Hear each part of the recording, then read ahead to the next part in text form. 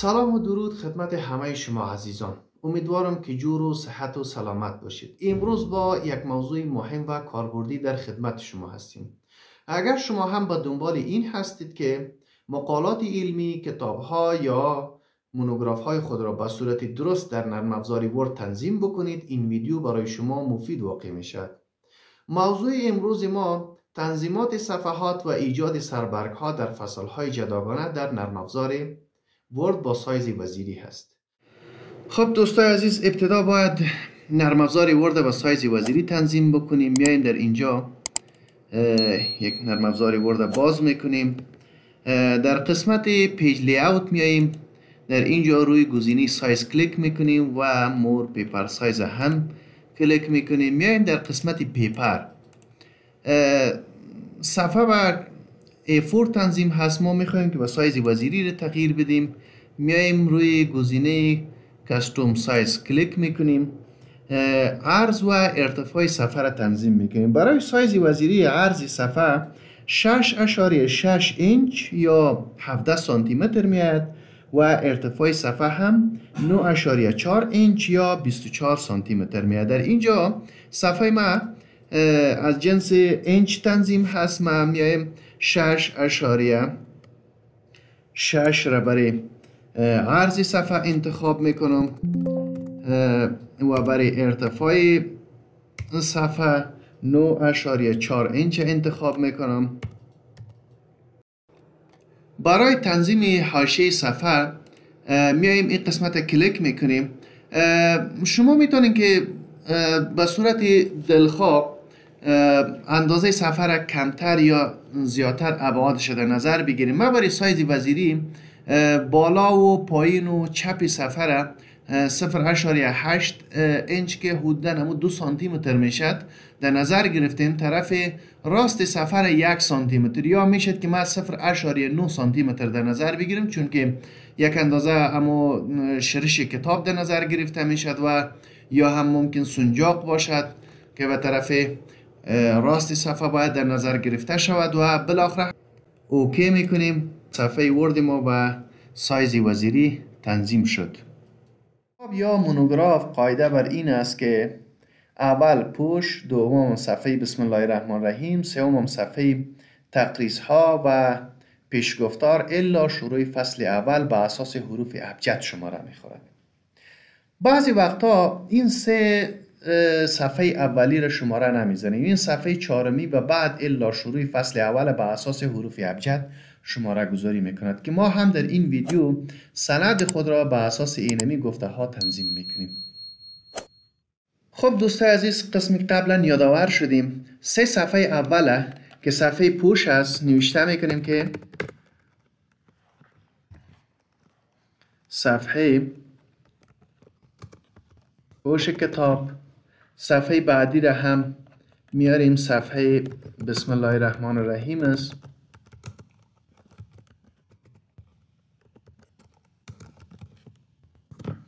همچنان صفحه سوم هم صفحه حقوقی هست و صفحه چهارم هم نوشته میکنیم صفحه تقریض یا همون صفحات پیشگفتار میشد، صفحه تقریض. خب من میخوام که قبل از صفحه تقریض شماره ندم برشان. اینجا کلیک میکنم. در این قسمت اینجا میایم روی پیج لیاوت، روی بریکس نیکست پیج را میزنم. در اینجا کلیک میکنم. میبینیم که سند ما به دو بخش تقسیم شد. یکی سیکشن 1 است، یکی هم سیکشن 2. ما میخوام که در اینجا پیج نمبر را درج بکنم و لینک هایش هم از بین ببرم تا صفحات بعدی ما پیج نمبر نخورد. خب حالا ما میایم از اینجا ما از صفحه تقریض پیج نمبر خود درج بکنم. میایم در اینجا در قسمت پایین صفحه میایم روی گزینه پیج نمبر، بوتون آف پیج، اینجا کلیک میکنم و میایم با اساس حروف ابجدی رو تنظیم میکنم. اوکی. خب میایم قسمت های بالا رو میبینیم. شما میبینید که قبل از صفحه تقریض دیگه شماره وجود نداره، چون صفحات از همدیگر لینک هایش ختم شد و جدا شد. خب چون این 3 صفحه هست، من میگم حساب شود ولی درج نشود. الف ب ت س. میایم در اینجا بازم کلیک میکنم، ببینیم از چی شروع میشه. الف ب ت س. دقیقاً از 3 شروع شدد، یعنی الف و ب و تش نیامدد، از 3 شروع شدد، حساب شدد ولی اینجا درج نشدد. خب به این شکل مثلا این صفحه باشد صفحه فهرست مطالب. خب فرض بکنیم که اینجا شروع فصل اول ما باشد. من بعد میخوایم که پیج نمبر ما به اساس حروف ابجد نباشد، بلکه به اساس شماره باشه، مثلا 1 2 3 و الی آخر. خب میایم در اینجا قبل از شروع فصل اول اینجا کلیک میکنیم، باز هم میایم روی پیج لیاوت، روی گزینه بریکس، نیکست پیج. این نیکست پیج چی کار میکند؟ نیکست پیج یک سند ما را به چند بخش تقسیم میکنه. در این قسمت کلیک میکنیم، ببینیم که صفحه قبلی ما سکشنش 2 هست و صفحه شروع فصل اول ما سکشنش 3 هست. خب در اینجا هم لینک از اینجا را هم ختم میکنیم که یعنی ارتباطاتی که با صفحات قبلی وجود داشته از بین برد. در پایین صفحه هم میاییم در اینجا کلیک میکنیم، لینکش از بین میبریم تا ارتباطاتی که با صفحات قبلی وجود داشته ختم شود.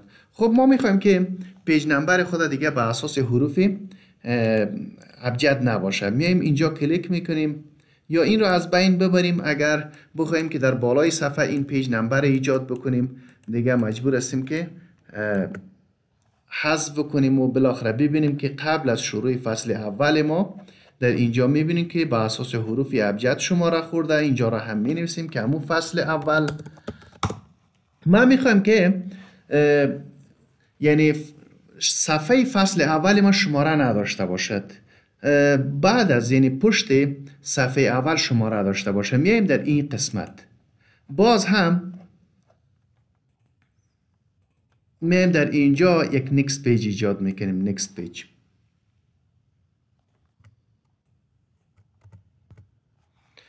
روی گزینه پیج لیاوت، بریکس، نیکست پیج. باز هم اینی صفحه فصل اول ما شد، اینی هم صفحه دومش میشد. اینجا اگر کلیک بکنیم باید سکشن ها جدا شده باشد.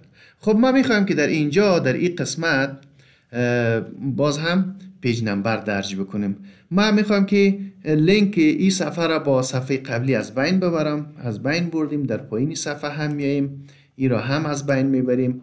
صفحات بعد از شروع فصل اول را به اساس جفت و طاق تنظیم بکنیم. میایم در اینجا این گزینه را فعال میکنیم تا صفحات ما به اساس جفت و طاق انتخاب شود. خب در اینجا ببینید یعنی فصل اول شد، یعنی پشت سر فصل اول باید صفحه راست باشد. در اینجا هم میایم روی پیج نمبر، در این قسمت این را انتخاب میکنیم و همچنان رویش کلیک میکنیم. صفحه ما با اساس حروف شروع نشود دیگه. میایم از 2 باید شروع شود، چون فصل اول ما شماره 1 داشت، اینجا باید از 2 حساب شود. میبینیم که فصل اول ما البته اینجا هم باید پیج نمبری وجود نداشته باشه. این لینک را هم ختم میکنیم، او را حذف میکنیم. از اینجا باید حذف شود، اینجا وجود دارد. همچنان صفحه طاق را هم میایم پیج نمبر میزنیم در اینجا.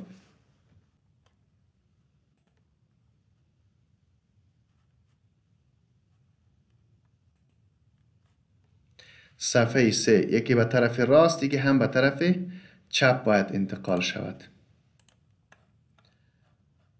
این هم به طرف راست، این هم به طرف چپ. معمولا به طرف راست صفحه عنوان خود اثر علمی یا هم کتاب یا مونوگراف را می نویسن. ما به این شکل می نویسیم، مثلا بگویم که کاربرد معکوس درازین در حل معادلات دیفرانسیل. خب میخوام که این یک اندرلاین هم برش بدیم.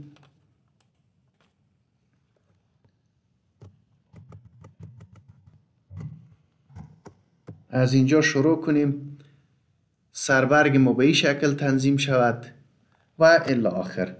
معمولا قسمت چپ صفحه هم به این شکل عنوان فصل نوشته میشد. مثلا می نویسم که فصل اول که کلیات تحقیق است، کلیات تحقیق به این شکل.